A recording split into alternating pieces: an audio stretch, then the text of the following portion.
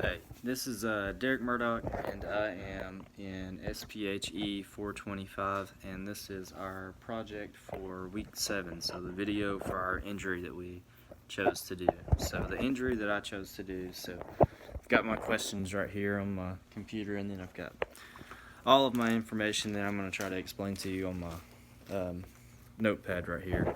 But the injury that I chose to do is an Achilles tendon rupture. Okay.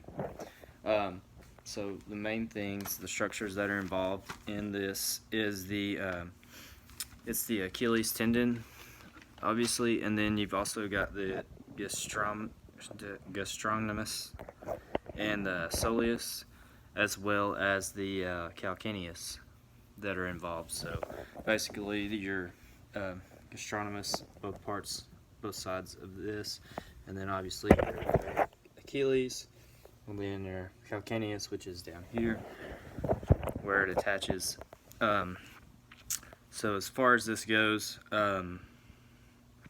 the primary structures that are involved in that would be the Achilles tendon, and then the secondary ones would be the gastrocnemius, the soleus, and the calcaneus. So maybe by the end of all of me talking, we can figure out how to say gastrocnemius right. So the mechanisms of the injury is usually like an abrupt and sudden, like forceful, like push-off movement that occurs in the calf muscle. You can commonly see this in sports such as basketball, tennis, track. That's your main ones that you'll see that Achilles rupture in. But what's next? Alright, so basically once you have, they can obviously do x-rays and MRIs and things like that to tell if you've got the Achilles actual rupture and see if it's a partial or a full. But you can also do a test called the Thompson test, and that's one that will confirm the diagnosis as well. That's basically pressing on the gastrocnemius and the soleus and checking it from there. So the typical rehab process, so there's two different ways you can do that. A lot of times there's some people that will elect to not do the surgery, and there's certain protocols that you can do as far as that goes, and that would be you can have a cast on there starting out for sure, and then typically every few weeks on that you can basically do less plantar flexion each time, and this will take 6 to 12 weeks according to the individual and how the swelling and the pain is coming along from there. The surgical route, you're going to be they're going to reattach it, and then you're going to have you're going to be kept in a cast for 4 to 6 weeks. Let me see. So let me go ahead and flip over so we can see the recovery process, and then kind of show a few exercises that we'll be doing. Because I want to try to show you as far as like the phases go and stuff like that. So phase 1 in the recovery process, you can do toe curls, and that's exactly what it sounds like. You'll be curling your toes. Obviously your foot would be stationary but elevated for that. You can also do heel slides and things like that. You're not going to be weight bearing, so it's going to be non-weight bearing during this phase. You would be using crutches with your boot, or eventually towards the end of phase 1 you would be able to use just a single crutch. Phase 2, you're going to be using ankle pumps, and kind of the goal in this phase is to not have any more pain or swelling in that. Okay. The Babs board, which is basically it kind of reminds me of one of those like Bosu balls. but it's like a balance thing, and then you would be moving the foot each way on that, and you would be supporting the knee. So basically you would have support of the knee while the person is trying to do the ranges of motion each way, okay, while you're doing that. During this phase too, you can do some leg raises and stuff with that boot on, and that's going to help to keep the hamstring strength up and the hip strength up, as well as we can do some stationary bike, okay. Phase 3, the 4-way TheraBand. So you would have it supported, and then you would have the TheraBand on the ball of your foot, okay, and then you would be taking it from all different angles, so 4 ways. So you'd be doing it to the left, to the right, this way, and obviously the opposite way. You can also do like the inversion and eversion isometrics, so like the towel gathering. So you would like basically have a towel on the floor and be moving it around, okay, and then you can add weight to that as well. Also doing the stationary bike more in this, maybe a little bit more intensity than you were before. Another thing that we can do is bridging on the physio ball. And this is going to help with our core strength while we're going through that rehab process. All right, and then phase 4.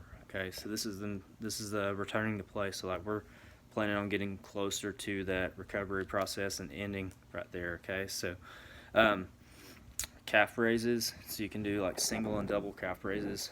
So both feet starting out, and then single each one from there. You've got your balance training, so we would be doing that where you're doing like single leg. Let me lay my phone down. So the single leg balance, double, and then you can also do it where there's non-stationary things up under you, and also where you're like tossing like playing catch and stuff like that, and working on those balance on all the different positions from there. Your wall calf stretch, and then you've got your towel calf stretch. So that's going to be a lot like kind of where that TheraBand was for the 4-way like TheraBand exercise. You would be stretching it from there. And this is also the time that we'd be doing some lateral jumping. Okay. So lateral jumping, so back and forth. You can use both feet starting with, and then we can go to single, okay, lateral. Also our 4-square jumping, so you would have tape set up this way, and then crossing, and then making sure that we're able to hit all angles when we're doing this, okay. From there, what we're going to be doing is we're going to be working on some jogging. Okay, so this will be our next part of our phase in phase 4. So jogging, and then you can also do like figure 8s, so like where you're making a figure 8 from here, and then also like cutting Z's, so here, Z cut, back that way, and then also sprint. You can also work on some like backboard taps. So if you've got like your basketball player, backboard taps, obviously, or something that's shorter, if you have someone that's not going to be able to do that, and just kind of work from there, just trying to get those explosive motions back.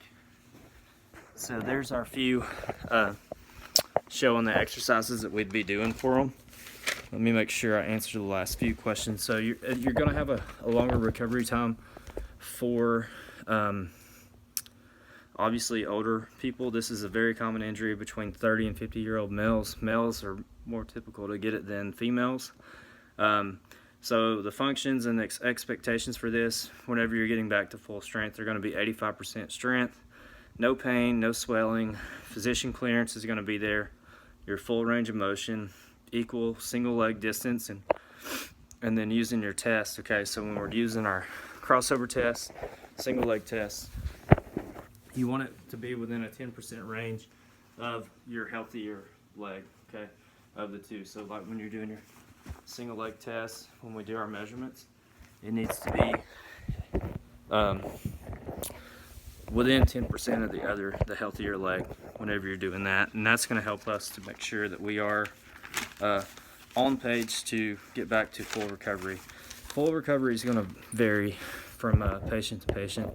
It's going to be somewhere between 6 to 9 months for pretty healthy individuals, athletes, and stuff like that. It may even take up to a year for your older people, maybe even a little longer. But that's typical recovery ranges for it. And I did go it looks like about a minute over what I was supposed to, but hopefully I gave you all the information that you were looking for in this and showed you some exercises that we would be doing along the different phases of the process when we're recovering from an Achilles tendon rupture.